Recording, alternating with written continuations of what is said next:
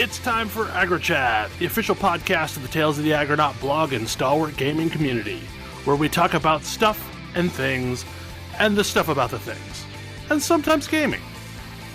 I'm Belgast, and let's start the show. Hey folks, it's that time again. Time for another episode of AggroChat. This is episode 262. Tonight I'm joined by Ammo. Hello. Ashgar. Hello. And skipping a bunch of people, Tam. Hello. So, last 2 weeks we've had various real-life things get in the way of people being able to make it, and last week we didn't feel like we had really enough topics to carry a show, so we canceled. But this week we have a bunch of stuff. So yeah, also, it was probably a good thing that we didn't record last week because I lost a hard drive somewhere along the way, and that would have been maybe a problem. But anyway, tonight we have a handful of things to talk about. Some of them kind of rolled over from last week, and some that have happened since this week. So I bumped this one up to the top of the list because it's really going to be short. Hey Ash, I'm playing Final Fantasy V. You are? For the first time, legitimately, ever. I have to say, it's a way more enjoyable game when I'm not doing silly things with it.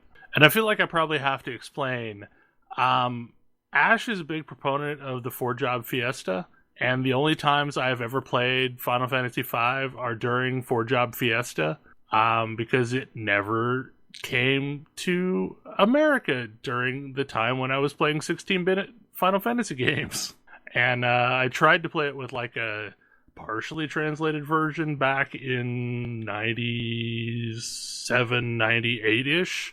Version is probably a better translation than the actual translation it got on the PlayStation. Probably.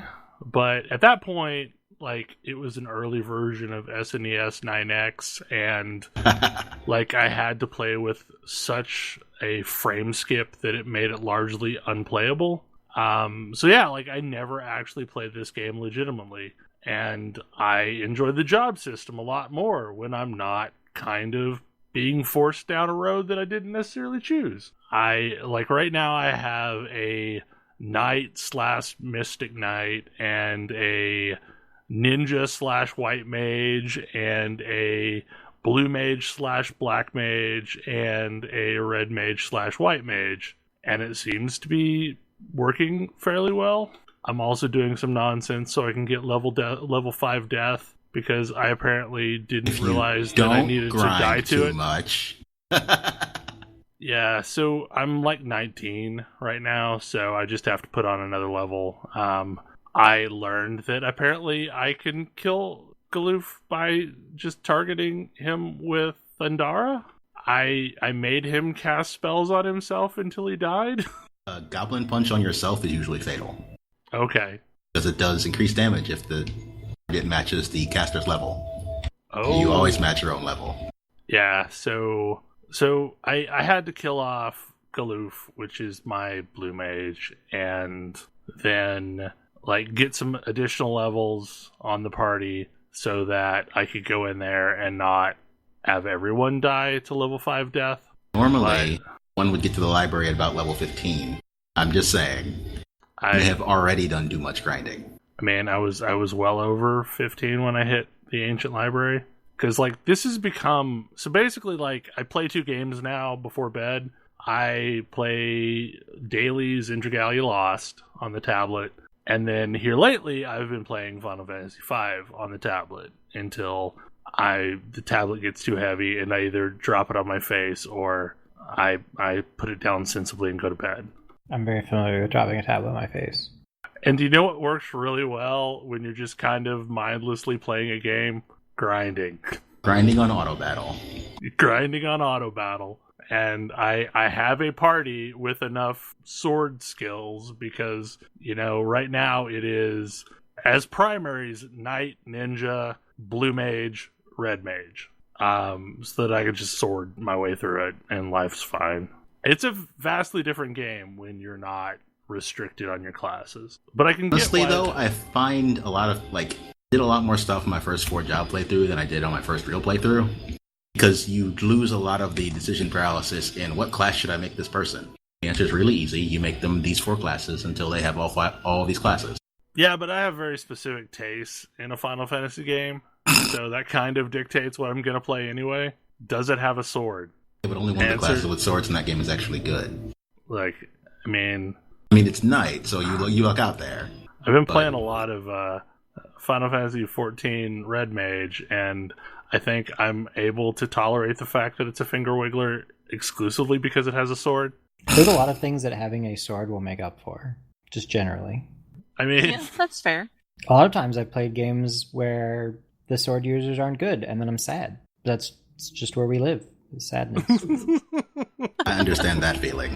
But speaking of Final Fantasy XIV and be playing a lot of Red Mage, this is a segue that doesn't really work. Eden Savage opened, apparently. Yeah, that segue was kind of questionable. Look, I'm just going with it. Eden Savage did open up. I haven't been in there. I don't know anyone who's been in there. It's madness.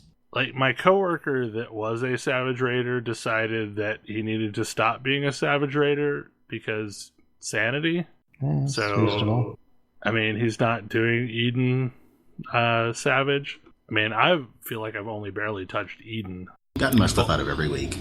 But it's interesting to see what some of the changes are on Savage. Yeah. Some of them are not very different, like the first 2. And then some of them are very different. Leviathan fight got way more complicated. And the Titan fight is basically a new fight. Well, I remember when we ran it thinking that a lot of the attacks just wouldn't be telegraphed on Savage. And that's true, but also there are new and more interesting and complicated attacks. I enjoy that we spent they spent about several days arguing about how a particular ability or suite of abilities even worked. Like, in what way? Like, is it random? Does it target things? Who knows? Oh, as the answer, of course, was that it is not random. It is never random. Well, it is not random. It's very rarely random in this game. So, does Final Fantasy XIV have quite the, like, world-first community that some of the other games do? Somewhat. The first on this one only took like 14-ish hours. And there was somebody wrote a long write-up on Reddit discussing why world firsts have gotten so fast in this game compared to how they used to be. Sure. Because people have gotten good at this game? That's one of the things. 1, people have gotten better. 2, starting at the start of end of Heaven's War, cooldown started to reset on wipe. So that saves you like 3 to 5 minutes per wipe there. Yeah. Starting with Deltascape, crafted gear was made available. Same patch that Savage came out. And in general, people are just better at figuring out fights now. Yeah. Well, I always thought that was a big chunk of what happened with, like, World of Warcraft and such, is that people just got better at figuring out fights and doing the fights. That's the other thing. The fights are tuned to be beatable in the gear level when they come out. Yes. That strikes me as a huge thing. And that was not true of early Alexander. You were intended to basically farm the raid until you got enough for a weapon or enough upgrades, and then you could finish it. I mean, then again, like, World of Warcraft used to do that too. Like, you were... From what I hear, they did that in the most recent raid.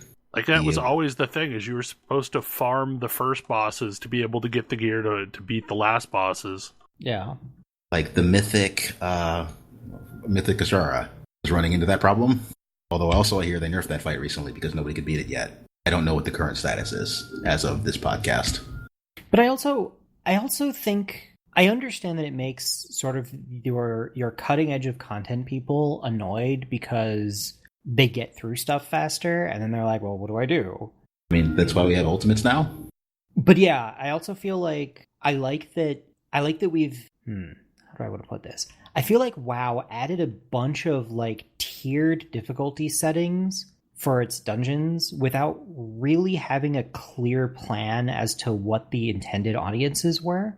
And I feel like FF14 is very, very clear and deliberate about its audiences and is careful about tuning to them. Because they're really good at making sure that the vast majority of people get to play their raid content, just maybe not right away. And so, but by making it more accessible from a gear standpoint, more people can get into it right away. And it means that people can get into it faster once gear catches up. Yeah, people clear it essentially with mostly high level 450 gear right now. It is going to be fairly easy for, I want to say casual, but the current capped tombstone gives you 460 gear. So put enough time in and you can just get that. Yeah. There is going to be, before the next raid tier is out, there's going to be an easy way to get upgrade items to turn that into 470 gear. So like there's 2 entire sets of gear that are going to be available before this raid tier is not current. So like you are not absolutely on the cutting edge. You might still be able to do this. You just can't do it this week. Yeah. And it feels really good. Like I got my first extreme trial in this expansion today, and it puts me like a week behind the curve ish. Like at this time last week, the entire party finder was full of people trying to get it clear, and now it's full of people farming it. But it's still relevant. It still drops, if not upgrades, then side grades and upgrades for most of what I play.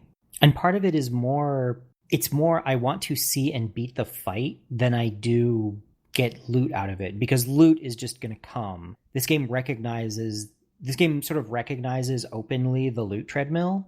And so a piece of loot that I'm particularly excited about is that I'm going to actually spend a bunch of time going after is something that's going to continue to have value to me for glamour reasons. Versus like, oh, I want this because it's the best. And a lot of the fights are really satisfying to win at the harder difficulty levels. But you don't have to beat your face against them in order to get the gear to go beat your face against the next one. You have other options, which I think is great. The only negative about that is the transitory nature of gear in this game, like, tweaks the collector in me to where, like, especially with raid gear, it's unlikely that you would ever actually complete a set of the more serious stuff. What do you mean? So like, do they not have like gear like we had in Savage that just dropped outright? Gear drops outright, and then also every week a page drops outright. And enough pages get you a piece of loot. Ah, okay. So it's basically the consolation system from Primals. Yep, from Extremes. Yeah. Except slightly less punitive. But even at that, like, are you really going to do the content enough to be able to get enough pages to get a full set of anything? Probably. Because, like, I want to say arms are like 4 pages out of the second boss. Each boss has its own set of pages. It's not unlikely that you can get enough for a full set. Especially since they've changed how gear drops in Eden. Gear drops in coffers, like we got for questing. So it's not actually individual gear drop, except for the weapon at the end. Just, this is an arm piece for somebody. I know we talked about this before, but, like, I cannot harp on this enough that I greatly appreciate the fact that they named things in a non-nonsense way with Eden to where you can, like, actually know what the hell you're getting when you loot an item. As one of the people that had it memorized before, this is still a giant improvement. I mean, like, every time I buy stuff with Poetics for my, army of alts that I'm leveling, I have to look at the help text because I can't remember what the hell a shellac is and what the hell a twine is. And in fact, I really wish that on those, item notes, it would just say in the very first word, armor or weapon or accessory. Rather than having to read through the right. full description. Like it's buried somewhere in the block of the text. That's the weirdest state that I'm in right now, is like, I kind of am just perpetually leveling alts. You gone back into Trust since the patch? Yes, I have, and man, it is way faster. Oh, they're so much less painful. I don't need as many alts as I was leveling. You can now level a Trust party on a single character if all you do is Trusts, because they level faster than a single character, even if you have rescue. Yes. So, like, right now I have Bard and Dragoon and Red Mage and Samurai all in the early 70-somethings. And I am quickly out-leveling my Trust to the various alts that I'm trying to run it with, which was not the case pre-patch. Like, pre-patch, I was thinking, 4 alts isn't going to be enough. For ideal leveling, pre-patch, you would have needed to level 2 DPS and 2 tanks via just trusts. Yeah, I had effectively resigned myself to just thinking that I would level nothing but DPS through trust and never try and level a tank or a healer.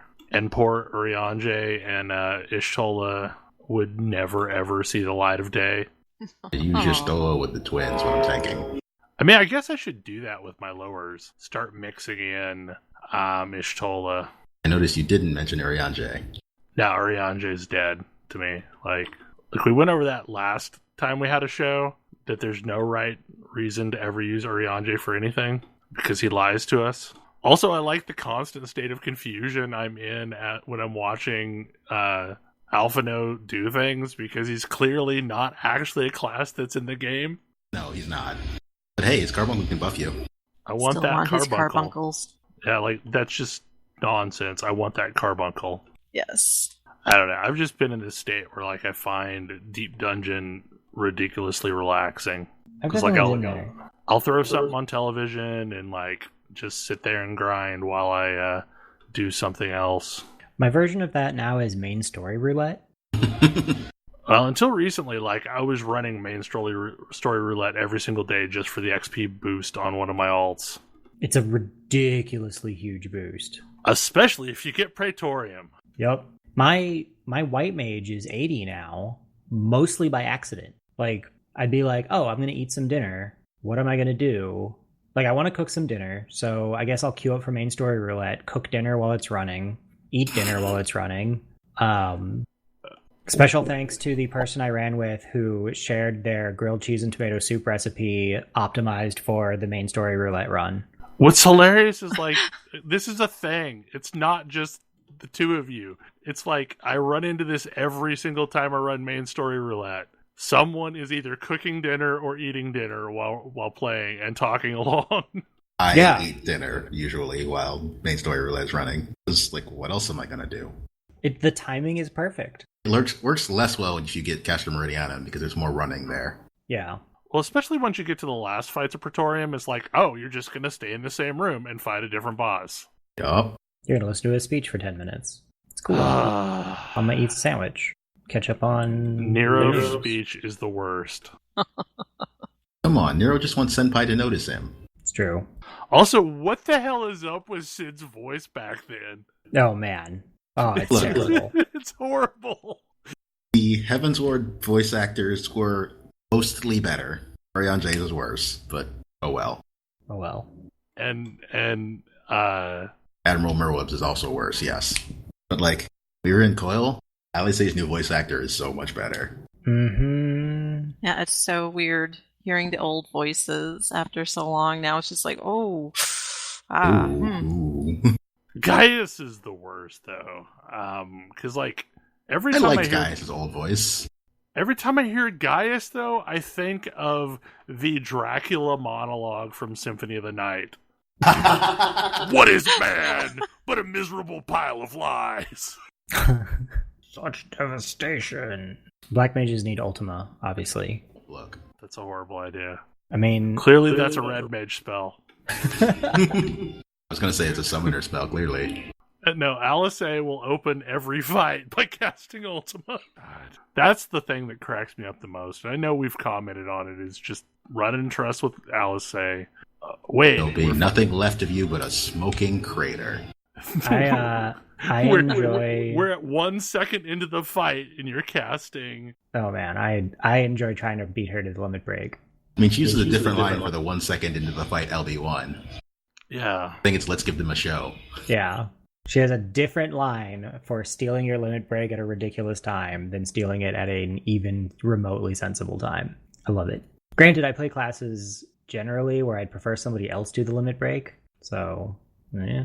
What just cracks me up, though, is like, especially if I'm playing a striker class that has a good single target limit break. Oh, yeah. Nope. Nope. LSA is going to AoE it. Yep. Bonus points if the boss moves out of the AoE. You're not the boss of her. LSA does what LSA wants. Yup. So, something that came out this week, I have not looked at, but a lot of people have been playing, is Fire Emblem Three Houses. It is a game that exists. I'm quite enjoying it. It is my I'm playing this right before bed game. Same.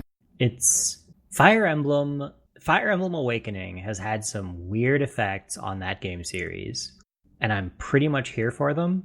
Fire Emblem Three Houses is like Persona meets Final Fantasy Tactics meets Harry Potter.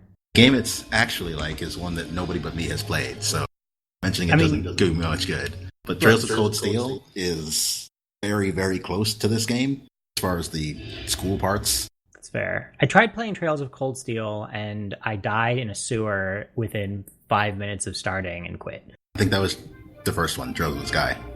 Oh, maybe it was. I guess I heard that was the sequel, and it was like, I remember dying in a sewer, and it wasn't fun, so pass. But yeah, it is a similar wander around the school, get to know people, use your activity points, spend your activity points wisely to get to know people, rank up your relationships, sort of. Hope they don't die. Well, they're all the main characters. They can't die, unlike Fire Emblem. Related, one of the things that Awakening did was add casual mode, so not permadeath mode, and I think that was a larger thing to draw people to the series than anything else.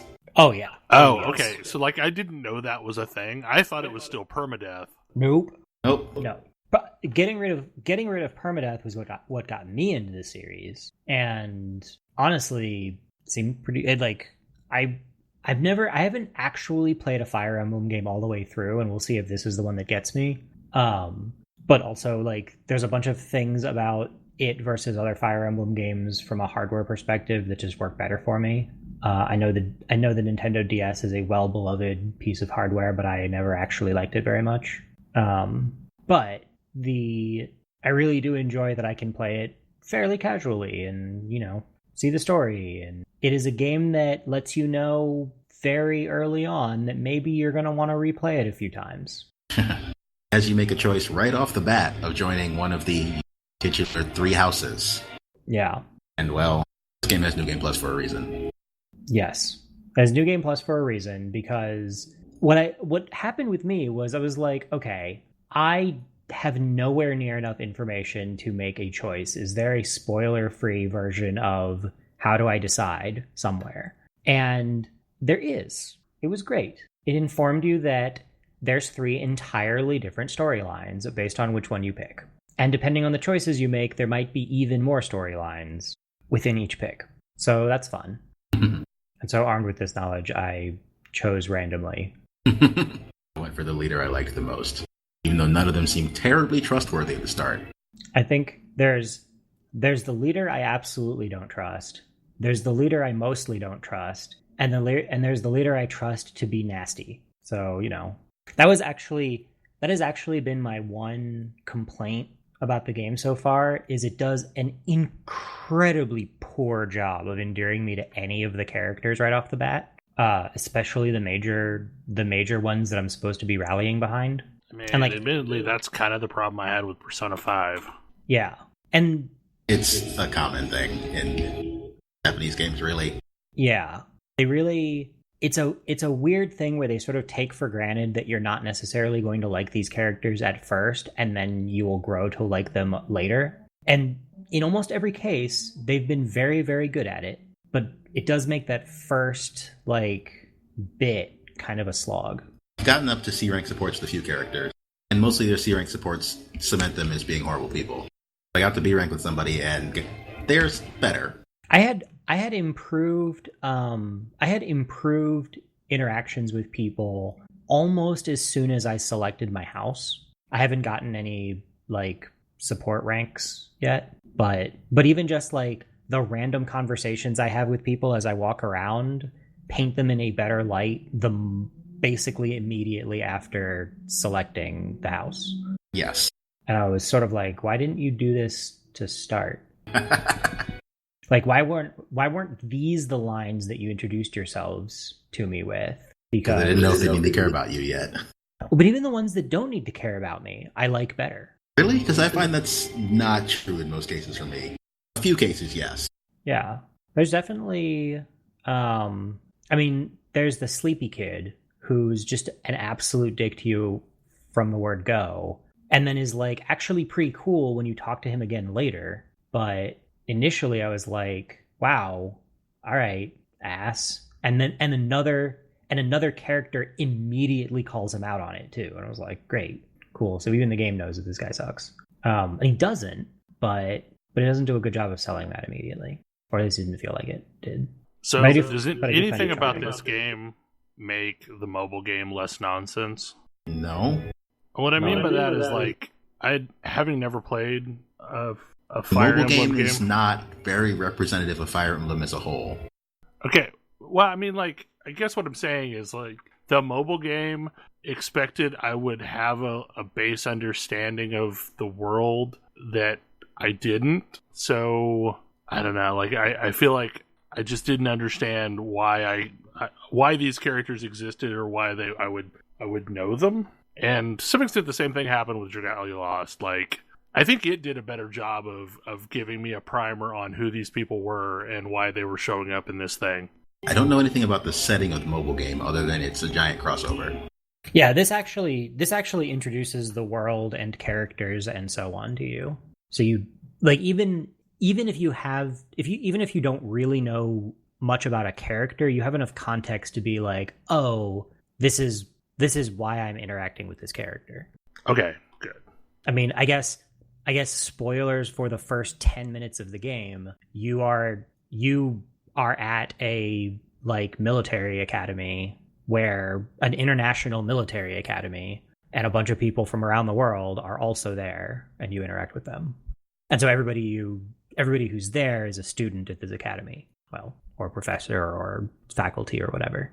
But it also is why there's, like, a time management portion, because you've got to, like, do school things. But I also really like the sort of graphical fidelity upgrades. I like being able to have a space that I walk around in that feels like rather than a world map where I, Super Mario World my way from one node to another. I like having a space that is like the home base that I can wander around. There's something about that physicality that makes sort of ties the whole thing together for me, which I really enjoy. So, okay, I'm not exactly sure how to ask this, but we're going to take a stab. One of the problems that I had with Persona, with the social links, is I felt like I was always risking giving something up or risking making the wrong decision by how to spend what was essentially my very limited amount of time each day. Does this have that sort of thing going on, or can you kind of talk to everyone in town, basically? I don't know if that makes any sense. You can. It's interesting. I feel like Persona kind of gives you not a lot to do other than random dialogue with people, except for I am choosing to spend time with someone. This has a somewhat similar mechanic in that, each day you have to run around, you have like a certain amount of activities you can do in that day, but you have a lot more flexibility with who you do things with. So you can kind of cater to what you actually want to do very precisely. And also you can go around and talk to everybody, and just going around and talking to everybody is valuable because it gives you, relationship. You get social links, or the equivalent, from doing that too. Okay. Yeah, because like that was one of the things I struggled with a Persona game is in a Mass Effect or a Dragon Age game, I'm used to every time I go back to camp or the ship or whatever the equivalent is, talking to everyone because it progresses everyone equally.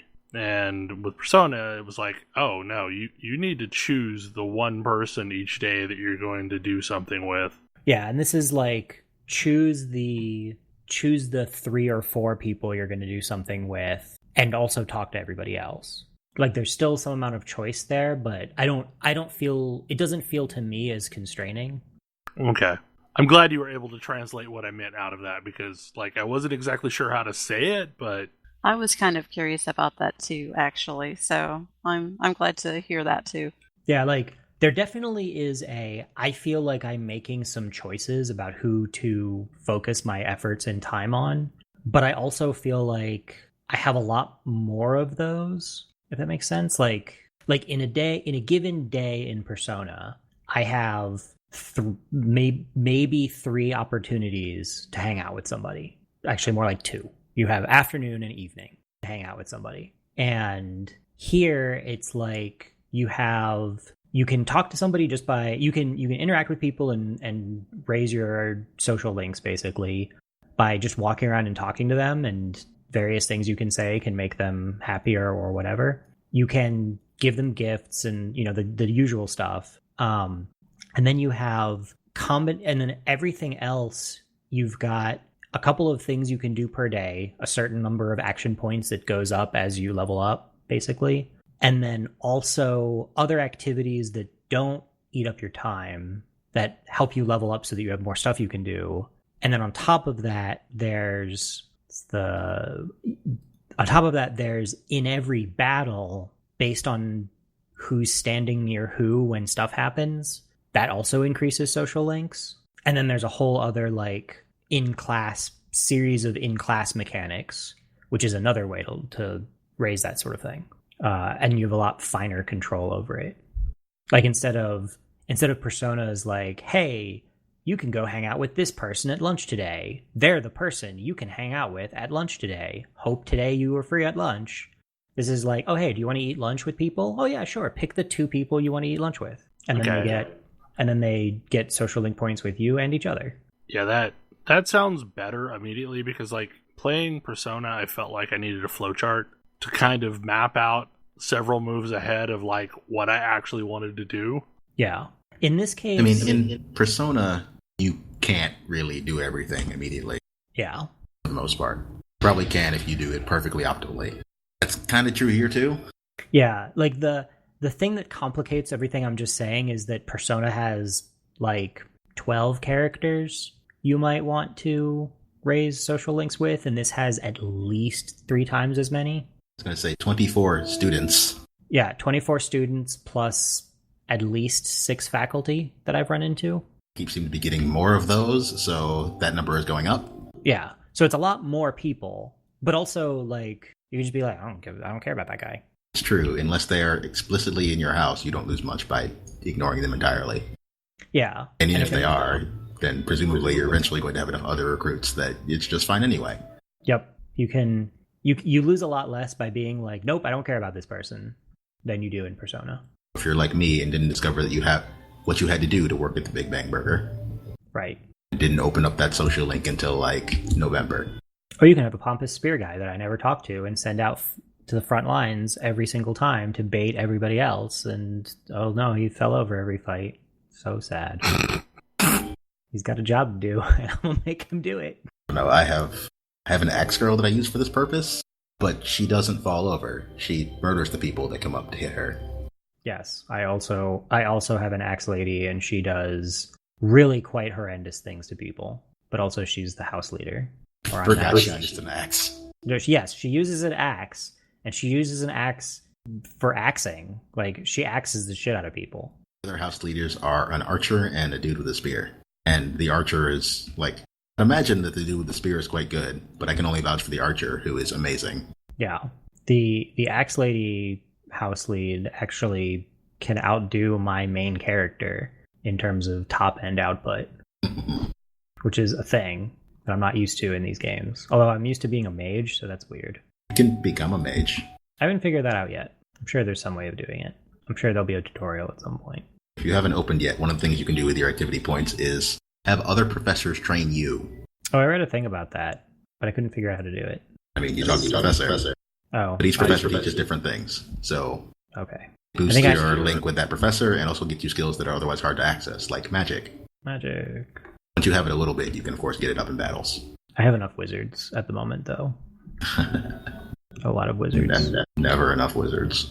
I feel like 1 is enough wizards. I have like 4, and honestly, it's more wizards. Okay, that's more than I have. I have 2.5. I have easily 4, and I use like 3 because I kind of need people with swords to do things, or at least melee weapons. I think my only character with a sword is my main character. I started with 2 archers and 2 mages and several spears and 1 axe. I only have 1 spear guy, and he's ill-used. So, to move on with like zero segue, I've not been in Final Fantasy XIV much the last couple days, because I have been reacquainting myself with Destiny 2.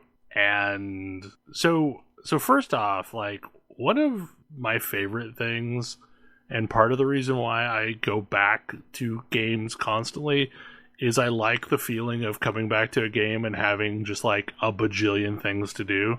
And my God, is there a lot of stuff in Destiny 2 now. I mostly came back because there's an event going on right now called Solstice of Heroes, which they ran last year. But this year, there's basically some stuff that you can do. You're handed a green set of armor, and then doing stuff turns it into blue, and continuing to do stuff will turn it into purple. And supposedly, when Shadowkeep releases, you'll be able to hand in this purple set for a Armor 2.0 set. And what that means is they have decided to take some ideas from Warframe, in that your armor is going to be like moddable, but with items that determine the stat package of the armor. And instead of only being able to equip one item, you're able to equip up to a certain number of points worth of items. So like, if this mod consumes 1 point, well, you could equip 4 points of mods in addition to that 1 point. So I think kind of roughly equivalent to the way that Warframe equipping is, based on like what your level is, or what the skill level of the item that you're equipping into, if I'm remembering how that works correctly. I'm like, on the one hand, I like Warframe, and that sounds neat. On the other hand, I'm kind of twitchy about Destiny's loot drops.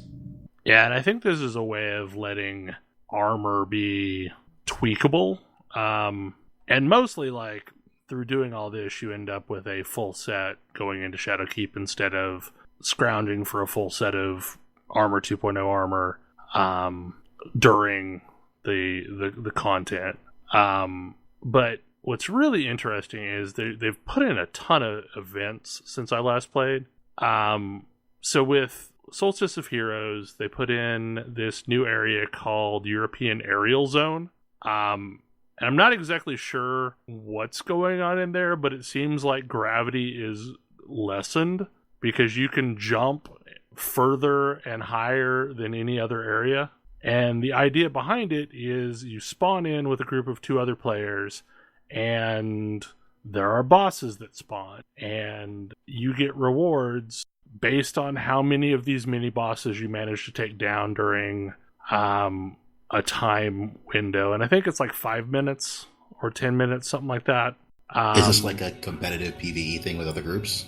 No, there's no other groups. It's just you. Oh. So you're just trying to take down as many of these bosses as you can, and they're spread throughout the map. So, like, at first, you can only see one boss. So everybody kind of gathers up onto that boss. And then after that, there'll be 2 different bosses up at any given time. So you have to make your way to the boss and figure out if you're going to split up or if you're going to all just go together. And then after you've taken down a number of bosses, usually it's somewhere between 5 and 8 bosses in a run, you then have a bigger boss spawn, and everybody kind of goes to that area and takes it down, and then a bunch of loot chests spawn. So you're given loot in the main chest depending upon how many you manage to take down. And then for every boss you take down, there's another chest that spawns somewhere out in the world, and you're given like another 3 minutes to wander around and open these chests. Mostly this is a vehicle for getting the keys associated with the chest and the little loot boxes associated with the event, the Solstice of Heroes event. And I think you need like 15 keys to open one of these little boxes. And in it is just stuff. Sometimes blues, sometimes purples. I've gotten like a scooter out of it, and I've gotten a ship out of it.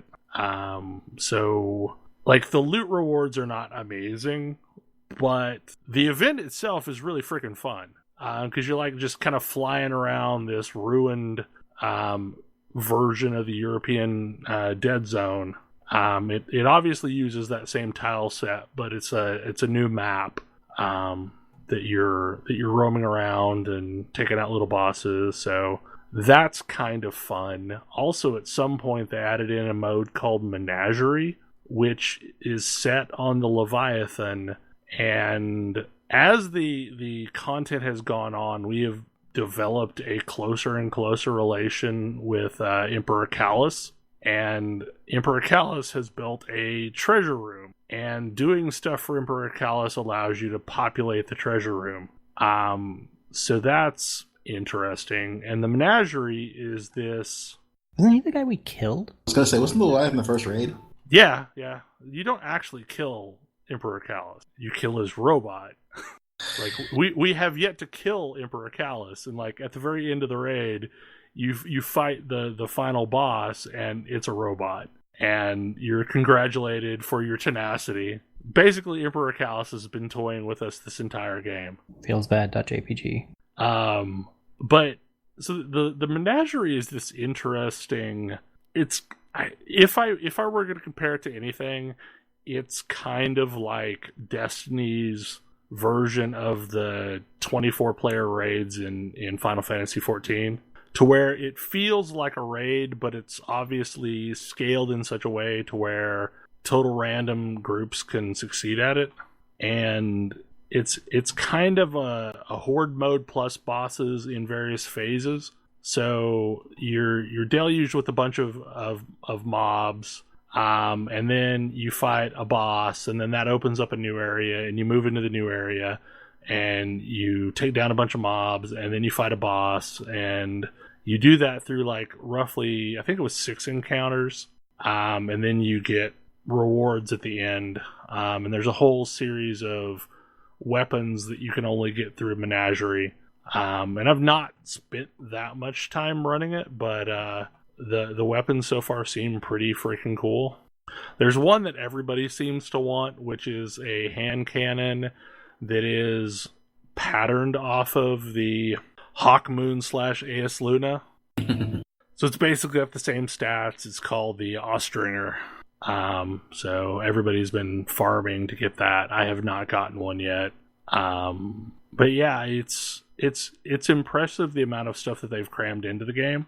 Because there's a bunch of these little activities that are just fun to do.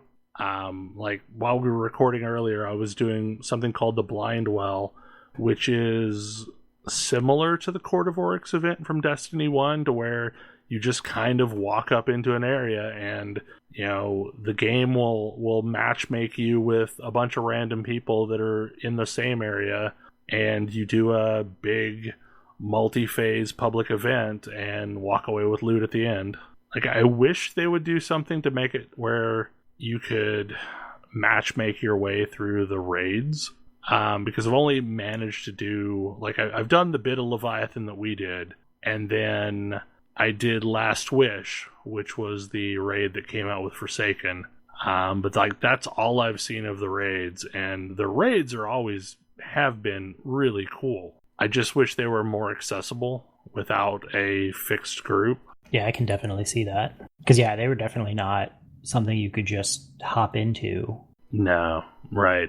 And they have that, I forget what it's called, but they have basically like a guide system to where you can sign up to be run through a raid by a seasoned guild, but you kind of need to use the voice chat or something like that, because the mechanics in the raids are not clear enough that where you can really... It's not like Final Fantasy XIV, to where everything is perfectly messaged, to where if you understand what the messaging is, you don't actually need to be on voice. But I have to say, like, one of the things that's really interesting that's come out of this Solstice of Heroes event is, I don't...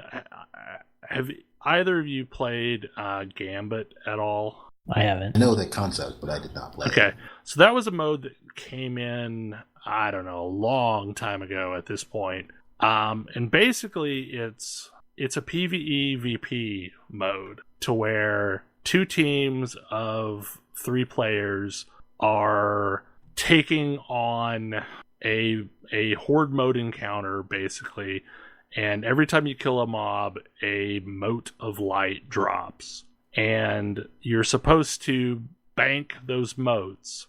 And if you bank them if you bank 5, a small blocker gets sent to the other side. If you bank 10, a medium-sized blocker gets sent to the other side. And if you bank 15, a large blocker gets sent to the other side. And while there are blockers up, the other team can't bank motes. And if you die, you lose any of the motes that you're holding. So every so often, there's the ability for you to send somebody over to the other side. So a single player gets sent over as an invader, and they are trying to basically take you out, and preferably take out somebody that's holding a bunch of motes. Because the motes just disappear at that point, setting back the progress of the other team. And the goal is, once you fill the bank, it summons a boss, and the person who burns the boss down fastest wins the round. And it's like a best 2 out of 3 round, and it's rather fun. And there's a PvP element, but it's mostly PvE gameplay. So whereas I'm not a huge fan of Crucible, I enjoy Gambit a lot. And you like Crucible in Destiny 1? I liked Crucible in Destiny 1 quite a bit. I have not enjoyed Crucible in Destiny 2. I don't know what. Like, I cannot put my finger on what's wrong with it, but it has just not been a great experience. Like, I played the hell out of Iron Banner in Destiny 1. I have barely touched Crucible in Destiny 2. And admittedly, my barely is probably a lot more than a lot of other people's, but it seems to be a global problem, though. It is hard to get Crucible matches. Like, I can get a Gambit match in a few minutes, but it'll take me 10-15 minutes to get match made into a Crucible, because there's just not enough players playing it. But where I was headed with this was they put in a new match called Gambit Prime. The idea being they made a lot of the mechanics tougher, but they made it a one-shot sort of thing, to where it's not best 2 out of 3, it's just best single round. And they added in a bunch of mechanics that people were largely skipping as like fixed mechanics now. So in theory, when the primal spawns, you're supposed to take out all these envoys, because every time you take out an envoy, it debuffs the primal, so that you can take it down easier. However, in Gambit, people largely just ignore the envoys and just go straight to burning the boss. So in Gambit Prime, while there are any envoys up, the primal has a shield. So you just can't damage the primal until you've taken out all the envoys. So essentially, they're basically forcing people to do mechanics, and making it a single shot event. So there's like more on the line than if you were just trying to win any 2 rounds. But what's interesting is with the Solstice of Heroes event, there's a number of things that are required for the armor set. So, like, you had to do 10 strikes, to unlock one of the pieces of armor, and you had to do 10 Gambit or 10 Crucible. And a lot of these requirements have been either do Crucible or Gambit. So I really like that that's kind of starting to happen. It's not across the board, but they've at least set up an equivalency that, like, instead of forcing everyone to do Crucible, which is kind of a problem because it's hard to get Crucible matches, especially on PC, they're allowing people to basically do Gambit or Crucible. I think choice is almost always good. Yeah, and I'm hoping that they do more of this, honestly, because when you've got a requirement like that and you're given any choice, that's better than no choice. Like, if it is, even if it's a situation of like, okay, we're going to want you to do 20 bounties or 20 patrols at a destination. Well, right now, one of the requirements is do like 20 patrols on Io. Well, maybe you just don't like Io as a planet. if it were 20 on Io or 20 on Titan, for example, that would at least give you some semblance of a choice in going about it. But, I mean, it definitely seems like they're trying new things, and I think that's good. There's just kind of a nonsense amount of these little mini systems in the game right now. And as a result, like, there's a bunch of things to do. I was messing around and forging new weapons earlier, and, I remember talking about igniting the forge being a problem because of the level at which players started during that, segment of the expansion. But now forging is just kind of a fun thing for you to do. Like, it's a fun little mini game for you to pop over and, play dunk the ball while avoiding horrible things. And I don't know, I'm really happy that it doesn't look like they're doing a Destiny 3. I would rather see them keep adding more content to Destiny 2. And quite honestly, I would love to see them add some content from Destiny 1 and just rebrand it to Destiny. Period. And I'm sure I will return to Final Fantasy at some point this week, but right now I've just been obsessed with all the new stuff to play with. And on a crude segue, there's a bunch of stuff that's gone in, I think, in the game that everyone else plays but me. That is your Destiny. I mean, I haven't been playing it because I'm playing FF14, but they ran a summer event this weekend, and they're nuts.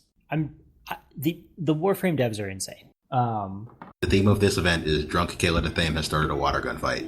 Yes. That is the theme of this event. They just... It's absolutely just nuts. They have a beachside arena, this lavishly custom-made beachside arena with pool toys and stuff. You get a Super Soaker that is, again, this lavishly detailed custom model. With custom mechanics. To pump it using alternate fire. Yeah, and you go around Super Soakering Grenier, who also have Super Soakers. It's... surreal? Very surreal. Did they get some people from Riot Games to come work for them? Because this reminds me of the Super Soaker model for Graves. That was just a skin. Also, I don't think so. Yeah, this is is this really just a weekend thing? Yeah, it's a tactical alert this weekend. It might last to the end of next week or something, but it's a limited time event. For this limited time event, the amount of effort that has gone into it is nonsense. Custom voice acting, custom models, custom animations, custom mechanics. Just sure. A lot of their voice actors are DE employees. I mean, fair. But it's super fun because they're clearly just having silly fun with it. I have mixed opinions of limited time events, just in general, especially when there's a ton of stuff that went into them, largely because I don't know, I always wish that they were just added as part of the content from that point on. I mean, now that this is a tactical alert that exists, it will probably come back every year, like they've been doing with the Halloween thing. I don't know. One of the problems that I had was one of my favorite things that Destiny has ever done was the Sparrow Racing League. Yeah, Sparrow Racing League was amazing, and it just never came back. It happened twice in Destiny 1 when that should have just been added as a permanent thing. Let people Sparrow race or do it as a monthly thing. I think part of the concern with that is that if you have one special thing, people will eventually get tired of it and not play it anymore. And then you just have this content that you need to maintain that people are not playing. The League devs talked about this as part of why they killed Dominion, but also part of why they didn't let the ultra rapid fire mode stick around for longer than 2 weeks. They turned this into the featured game mode, so there was always something weird going on. I don't know if that's still a thing. I haven't played League in a long time. But the point about not having to maintain content that people don't play on a regular basis is pretty accurate. Well, in this scenario, it's a PvE mode, isn't it? For Ultra Rapid Fire? No, the Super For Sparrow Racing. Oh, yes. Yes, it is.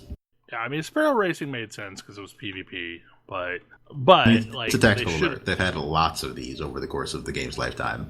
This one is not terribly interesting or deep past the surface level of, this is weird. So, it's okay as a limited time event. It wouldn't make any sense to stick around long term. Yeah, I mean, it's cool and it's fun, and I played it for a couple of hours and I'm done. and I like it for that. I like that it existed and that this was a weird thing that they had some silly fun with. But I totally agree with the sparrow racing thing, because I feel like that could be evergreen content, or at least come around a little bit more often than never. This is one of those, like, honestly, what it reads to me like is, oh, hey, we had a game jam and somebody came up with this hilarious thing and we decided to share it with you. It doesn't make any sense for the game and it's honestly pretty silly, but we had fun with it. Maybe you will too. And that's the kind of thing that I can be okay with having appear every so often. Well, and Overwatch does something similar, don't they, Ammo? To where they've got like a game mode of the month kind of thing where... I haven't played in a little bit, but I know like their arcade sometimes has some pretty crazy stuff. And they've got the settings where users can create their own madness-themed games. Sounds kind of like what they were doing in Hearthstone with the Tavern Brawl thing, where you have a weird set of rules in play for this mode for this month. Yeah, though I think the arcade stuff shifts like weekly or something like that. I just remember like modes like Junkenstein's Revenge was probably the most fun I ever had in Overwatch. Oh yeah, I'm glad that they did a little more PvE stuff and they could continue to do more of that. I think the last time I actually logged in and played any Overwatch was when they had their last PvE event, their seasonal lore event. I guess I realized that like people are trying to get engagement to happen during a fixed amount of time. I'm just always sad when things rotate out. I do kind of like the trying to keep things fresh. But yeah, it's one of those things where there's this delicate balance between this thing was cool and now I'm tired of it and nobody does it, and I wish it would come around more often. I think holiday events are very, very good for this because it makes sense that they're limited and you can miss them, but you know when they'll come back. My all-time favorite game for holiday events had to be EverQuest 2. Mostly because, like, when there was a holiday going on, they repeated every single holiday event that ever happened for that holiday. So, like, there was never a chance that you missed out on something. You just knew that, oh, well, I have to wait until the next year, and then I can play this thing again. You know, if I didn't get whatever it was that I wanted within the time frame. And, like, World of Warcraft has had some of that going on. There's been the evergreen Hunt for the Headless Horseman mount, which doesn't exist. Sure it does. I have one. No, it doesn't. Now the Love Rocket, that doesn't exist. Sure it does. I saw one drop, but I didn't win it. Yeah, I mean, I've seen the Horseman drop, but it didn't win it. Now, I do have all the Brewfest mounts, so... And I'm sure there's people that would say those don't exist. I think that's more than anything is like the feeling of that you missed out on a thing and you're not ever to go back and do the thing. It's weird. Yeah, I have a lot of really complicated opinions on that one. I like FF14's compromise. If you missed a thing, you can just buy it off the store. Like, yeah, but they also run a unique event every single year. Right. Each holiday. So you don't get to experience that, but you can at least get the rewards. But, I mean, most of their events are I mean, they're cute, and they're fun to do, but they're largely fine if you miss them. Yeah. Because you can just go read on some website what the dialogue actually was. Because they've been doing, like, mini games also, and those are kind of fun. Yeah. The weird choir thing for Christmas, or the first-person dungeon for the Rising 2 years ago. Oh, yeah. Or the developer room. That was a cool one. That was cool. Yeah, that was during Heaven's that's Ward, been though. One of my favorite ones. But the thing is like, all of that content is probably fine if you just experience it through a video that somebody recorded of it. Yeah, it's not like Guild Wars 2's Puzzle Fun Box thing. Right. And if you miss a year of that, it's just gone. Because that was that year's puzzle. Yeah, I don't think I actually ever did any of those. They only show up around April 1st. Yeah. And for a little less than a week, I think. It's about 2 weeks, but it's not a lot of time. The Mad King stuff has been more samey each year than the puzzle box. Yes, but I never actually want to climb the Mad King's tower ever, so that doesn't matter. Yeah, fair. Mad King's Labyrinth is also just kind of dumb. So I realize there's been like mini pauses tonight, but this is normally the point at which we would stop. I don't know how long the Warhammer topic's going to be. Probably a bit. Okay. They'll probably hold off on this one. Yeah. We'll probably cut it off here then. Especially because afterward we'll be able to talk more about Gen Con, and that's probably... We don't... Every day so far, there's been some other reveal, so we'll see. Also, I'm sure Kodra, when he's back, might have some thoughts about Gen Con. Also, I really want Ammo and Thalen to start reading House of X and Powers of 10 so that I can have someone to talk about that with. Because, so I'm just going to like preface this a little bit. There is a new comic series out by Marvel that is massively changing the landscape of, X-Men and the mutants.